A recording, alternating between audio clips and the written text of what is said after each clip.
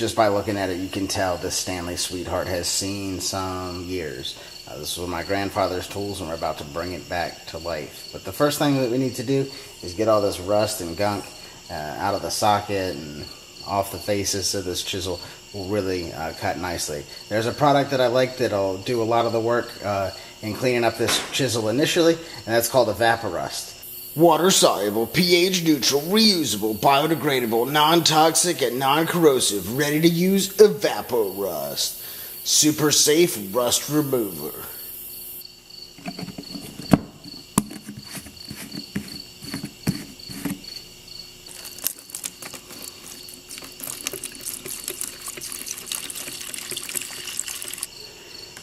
So I put it in. I've left stuff in here for over weeks and seen no negative results. Maybe that's not what you're supposed to be doing, but it works for me. I'm not even going to leave it in there that long. It'll just be overnight, and then we'll be back to take a look at this and start cleaning it up. So we're back day 2, and I'm about to pull this chisel out of the Evaporust. It's been sitting all evening. Let's see how it looks.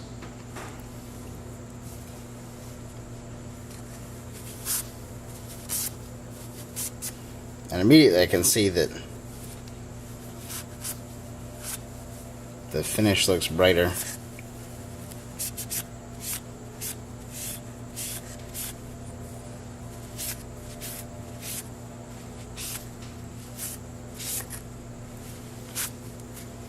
I think it's beautiful. It's got this nice patina on it. And the markings are a little more clear. You can see that Stanley written across the top. This is going to make an excellent chisel once we're all done here. Now we're going to take it to the stones and start putting an edge on it.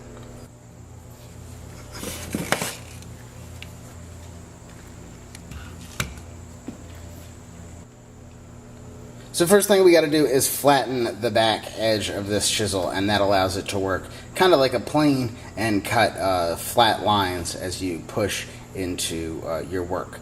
So what I like to use first is this is a dual sharp system. It's a diamond stone, and there's a coarse side, and then you flip this over and you get to a fine side, and that's where I start the process on this chisel, and we're going to bring it up to a mirror finish, and we're going to use whetstones later in the process. So the first thing we want to do is level that back edge, and the best way to do that is take your stone and work your chisel back and forth. This is more pertinent to water stones, but so we'll work across the first third, moving back and forth on the stone, and this is to keep your stone wearing levelly. And then you go to the second third and work down and back, and then you work off your stone.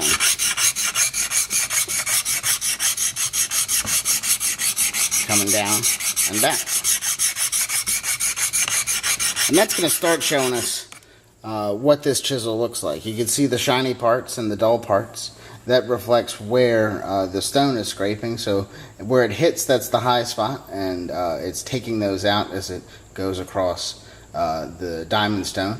And where it's darker, that's the lower spot, and that's the spot we're going to try to get to in doing this. So we're going to go back and forth until we see the entire edge, that the same exposed layer, and that'll ensure that we have a flat face on the bottom. So I'm going to do this a little bit longer, and we'll get back to you shortly.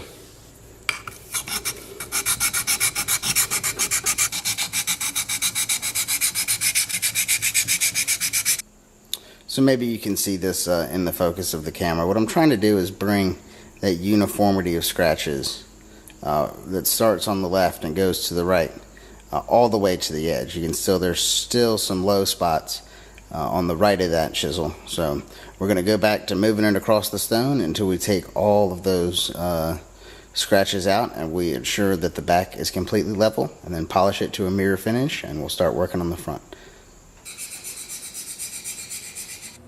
Here's a great way to get started in sharpening without the need for buying diamond stones or really anything fancy, anything outside of something that a shop wouldn't have really already. So I've got this piece of glass on the back of mine I've put some rubber stoppers to hold it to the table better. And then I take simply a sheet of sandpaper and tape it to the glass. And then with a little bit of Windex, reduce the friction just a little bit and kind of make sure that swarth, that powdery metal that's taken off the chisel, isn't going everywhere. This keeps that down to a minimal. Some people like water. Windex works well for me. So I just give it a couple sprays, tape it down. So make sure this edge is aligned with the edge of the glass, because we're going to be working off the glass, and add the tape.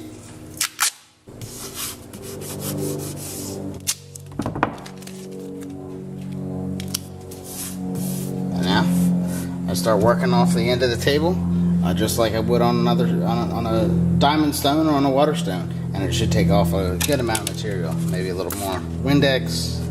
Damn, I just sprayed that in my face. And we'll just keep working back and forth.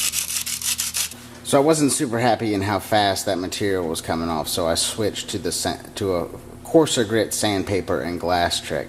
And now look at how smooth that finish is going across. All the pitting that was on the left side is gone, and we've got a really flat surface for then us to polish further, and then we'll start working on the cutting surface some more. So we've got our back flattened, and let's move back to the diamond stone, and we'll start erasing the coarser grit scratches that we put in here with the sandpaper.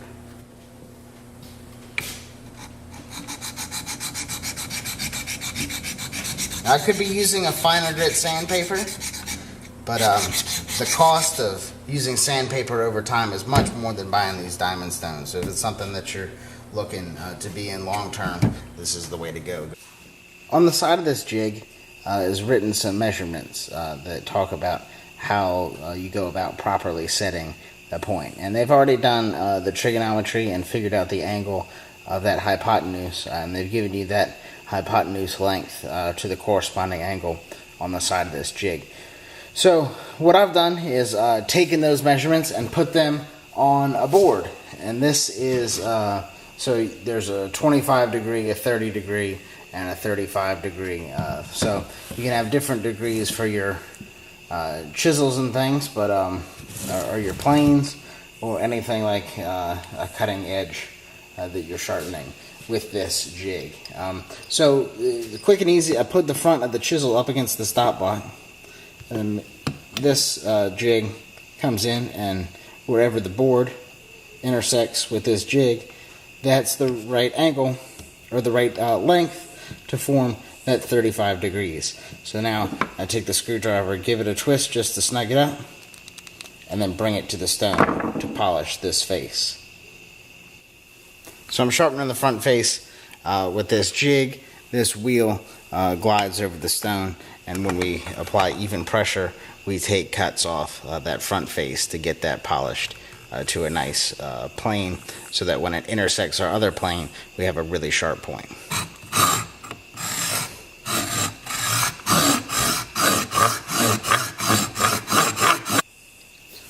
In just a little bit of running back and forth, you can start seeing that polish move from the left to the right. So we'll keep on doing just like when we were flattening the bevel. We're looking for this entire face to clean up and be shiny, and then we'll know we have a flat plane to go with our other one to make a sharp point.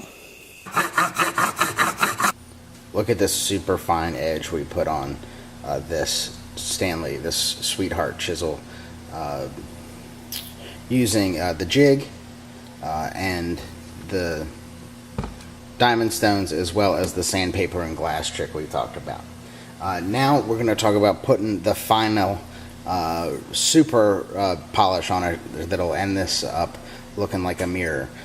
So for that, we need some water stones, and that's what I have over here in these cases. These cases, water stones like to be saturated with water, and they recommend about 30 minutes of soaking before you use your stone. So I just keep them in these Rubbermaid totes all the time, and at some point grit turns to density when you're measuring stones. So this is 1,000 6,000, and then the final mirror polish we're going to do is a 10,000 stone.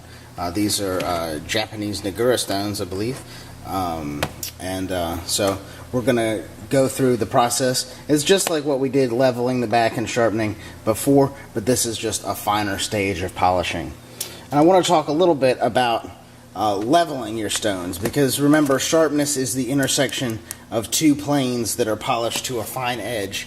And so we want to make sure that our stone doesn't have dips in it or raised up places. So we need to sharpen or flatten the stone. This one's already been flattened, and you can see that there's really no friction except for the grit of the stone. And that's what we're looking for. I've also chamfered these edges to keep these edges from snapping off easily.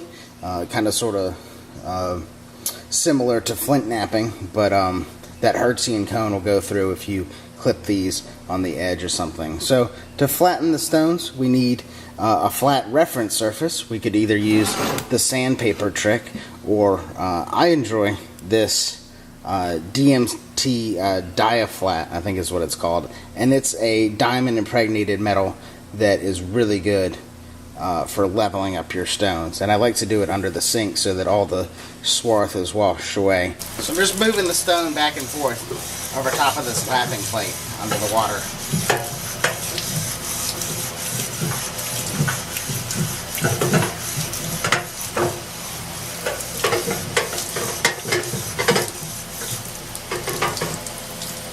Give it a wash, and I can tell that it's level because the swarth is even, but just by looking at it you can tell there's no bumps or deviations. Now we're going to start polishing the back, and now I'm going to take the back side all the way through to the 10,000 density stone, and before I start working on this face, and that'll give me a crisp cutting edge when we're all done here. So this may look familiar. We're just polishing the back as we did earlier, working the face across the stone. This is where it's more critical to work the first third back and forth, and then the second third of the stone back and forth.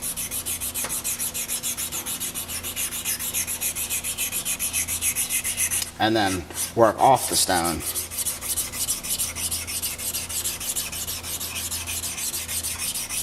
On the last portion before we come back to the front. And do that a couple times, and then we'll flip the stone and work back this way in the same pattern, and that'll keep the wear on our stone even, so we're not taking it back to the lapping plate and having to clean up that edge. Ever so often I like to take a little water from the bucket and spread it over the surface of the stone, and that kind of washes the swarth away and keeps this stone moist. Remember, the water stones need water to work correctly and keep the pores from clogging up with all these little metal bits.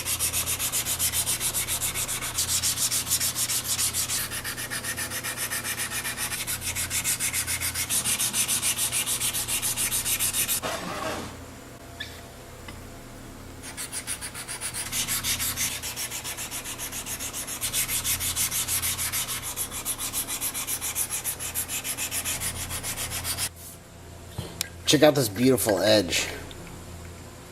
It just came off the 1000 density waterstone, and you can see up front here the scratches are smaller than the ones in the back, and that's what we're looking for. So we removed the biggest scratches and replaced them with more finer scratches, and then we'll take an either finer stone and we'll replace these scratches with even finer scratches, and then we'll replace those scratches with even finer scratches, and eventually we'll get a mirror polish.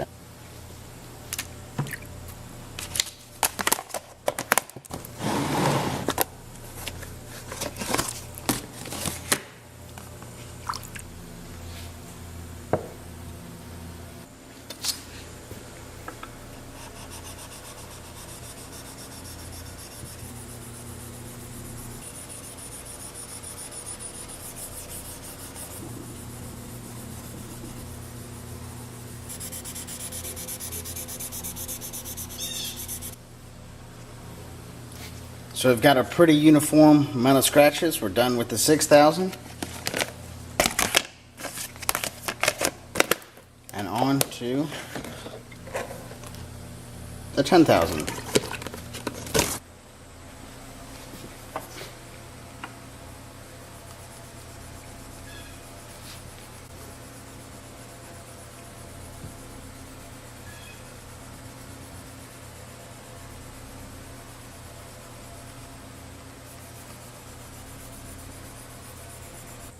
So we just got done with the 10,000 grit stone, and this is what we want to see. That mirror reflection of the camera lens.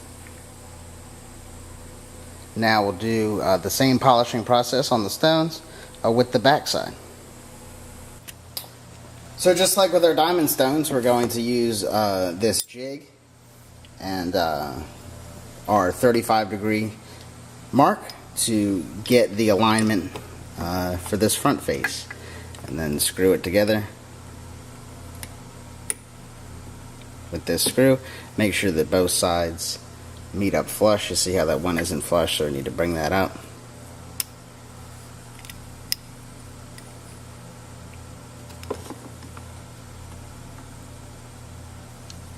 That looks way better. You see how both of those sides are locked in to the cutouts. We'll tighten this with a screwdriver and we'll take it back to the stone. We're going to work the stone in thirds here so that it wears evenly. So I rest the tool on its wheel and then bring it to this face to level with the stone, and then that's how I know I've got my 35-degree angle that I got from the jig that I made, and we just push evenly and pull back.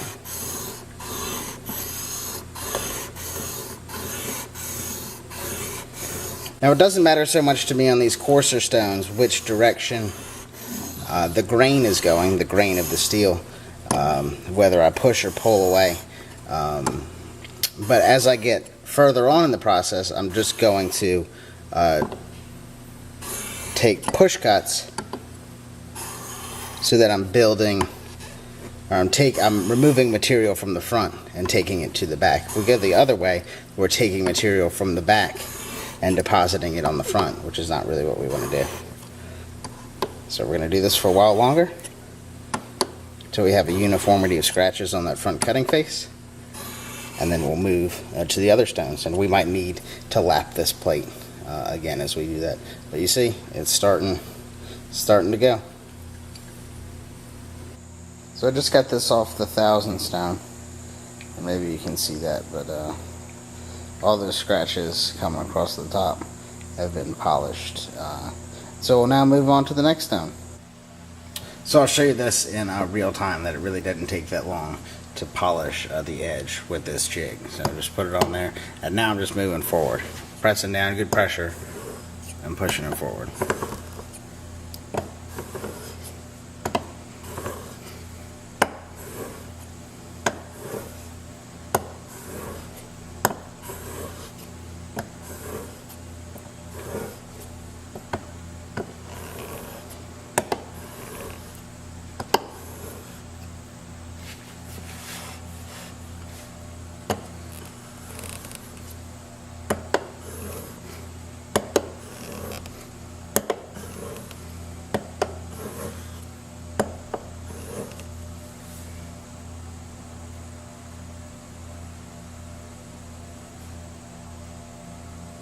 Wish I had a really nice polish on there. It looks like we do.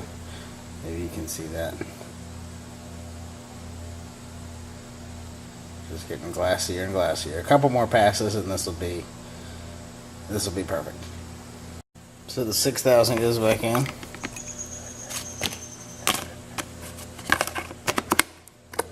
And move on to the 1,000. Nope, to the 10,000.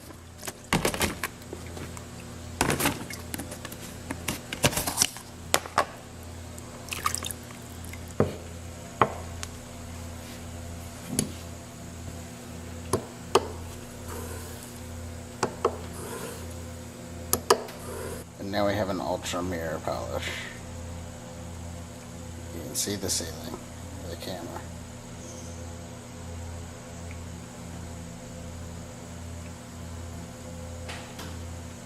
So we flattened the back, and then we polished this face using the jig, and you probably can't see it, but I can definitely feel it as you move on this face now. We've pushed that steel over to form a burr.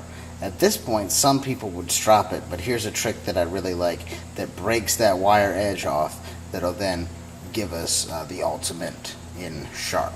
And that is, instead of a strop, you just put your blade on the back of it and then bring it back with a good amount of pressure. And you just do that a couple times.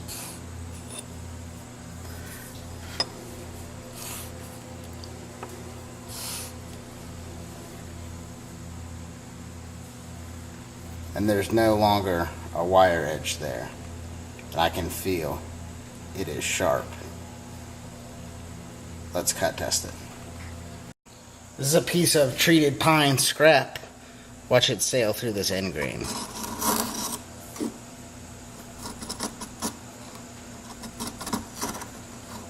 I'm just like push cutting. It's not taking a lot of force.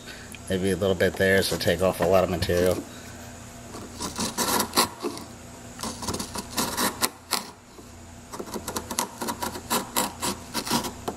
And that's what we want to see. We want to see it push cut through the end grain. Who needs a paper test? This thing is ridiculous.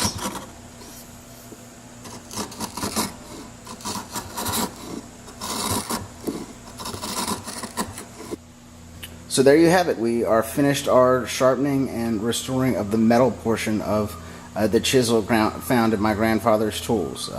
So we flattened the back using our sandpaper and glass method, and then we switched over to the diamond stone because they remove a lot of material and don't get used up as fast as our really high density water stones. And so we went through the process of flattening the back first on that, then over to the coarse on the sandpaper, then over to the coarse stone, and over to the water stones. We talked about maintenance, keeping your water stones hydrated, so when you're ready to use them, you don't have to soak them at all. And we also talked about using a lapping plate or the sandpaper and glass again to level those stones to make sure that all the planes are flat. After we leveled the back and got that to a mirror finish on the 10,000 stone, we added the jig, and we talked about how to measure that to make sure that this angle is always the same, and that when you're grinding you finish with a beautiful flat plane. After we did all that, there was a wire edge that needed to come off to give us the ultimate in sharp, so all I did was draw back one time, or actually a couple times, on the 10,000 stone, and that resulted in the super sharp finish that you saw on that treated pine. It really just sang through it. This is a beautiful chisel, and I'm happy that it's all back to better than factory condition. In coming videos, we've got two things planned. One is I'm going to turn a handle for this so that it will be more comfortable in the hand and you're not, holding it up real tight all the time. And the second thing I want to do is make a leather tool holder for this, so that beautiful edge that we spent so much time putting on stays for a longer time before we have to come back and do this process again. There you have it. If you have any questions about tools and sustainable living, check us out at sustainablehomestead.com. While you're there, check out our upcoming events and hopefully we'll see you at the farm. Thanks for watching.